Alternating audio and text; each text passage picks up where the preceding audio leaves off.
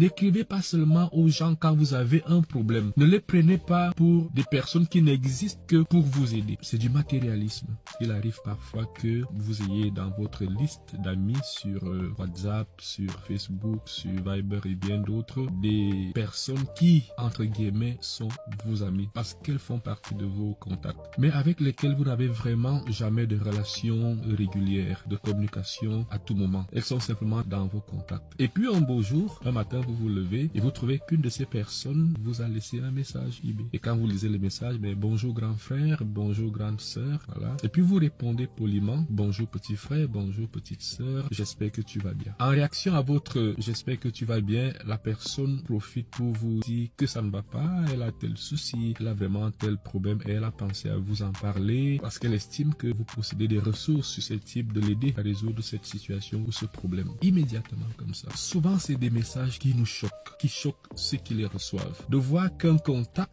qui ne vous écrit presque jamais, qui n'entretient aucune amitié avec vous régulièrement, se permettent aussi facilement et immédiatement de vous poser un de ces problèmes. Ça ne se fait pas, les amis. On entretient une relation. Vous voulez avoir l'appui, l'attention, l'aide, la générosité d'une personne, préparez le terrain. Ça suppose, montrez-vous sympathique envers la personne. Écrivez-lui quand vous n'avez pas de problème. Dites-lui bonjour. Prenez de ses nouvelles aussi quand vous n'avez aucun problème. Oui, intéressez-vous à la personne, à ce qu'elle fait, à ce qu'elle vit. La personne se sentira importante à vos yeux et considérée. Et pas simplement de lui faire un message quand vous êtes dans une situation difficile. Là, la personne, qu'est-ce qu'elle reçoit comme message si ce n'est que vous vous servez d'elle pour le besoin que vous avez, pour la ressource qu'elle peut vous apporter. Au fond, ce n'est pas de l'amitié, ce n'est pas de la sympathie. C'est simplement que vous êtes opportuniste. Ça s'appelle, en d'autres termes, on peut dire vulgaire, c'est du matérialisme. Vous êtes intéressé. Quelquefois, on arrive à aider comme ça parce que le problème peut-être nous touche, nous sommes humains, on aide une fois, et puis ça se répète. C'est-à-dire que la même personne fait ça une deuxième, une troisième fois. Non. N'écrivez pas seulement aux gens quand vous avez un problème.